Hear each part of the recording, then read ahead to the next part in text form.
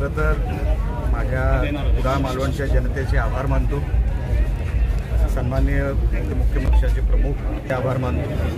देवेंद्र फडणवीस साहेब त्यांचेही आभार मानतो। सन्माननीय अजितदादा पवार आभार मानतो मी त्यांचे। सन्माननीय रवींद्रजी चव्हाण साहेबांचे आभार मानतो। राणे साहेबांचेही आभार मानतो।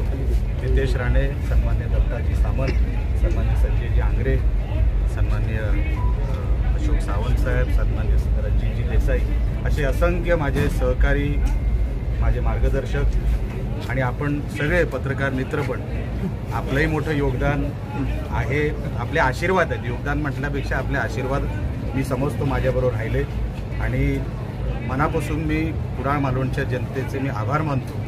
मी सदैव त्यांच्या ऋणात राहील, कारण का 10 वर्षानंतर विजय मिळाला आहे। खरी रिॲक्शन कशी द्यावी ही कळत नाहीये। तुम्ही प्रश्न विचारला म्हणून उत्तर द्यायचा मी प्रयत्न करतोय, पण फार इमोशनल क्षण आहे।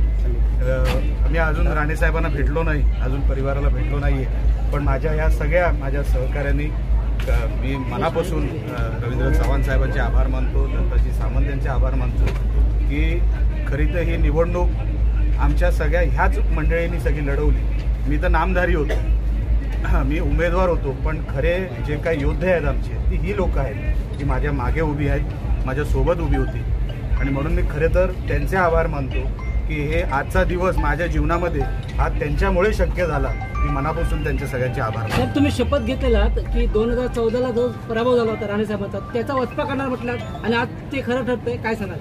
मी निवडणुकीलाही आपल्याला सांगितलं होतं की ही निवडणूक मला कोणाला हरवण्यासाठी लढवायची नाही। मी काहीतरी चांगलं माझ्यातून जर माझ्या हातातून काही घडेल या मतदारसंघासाठी तर माझी ती इच्छा आहे आणि आजही तीच आहे।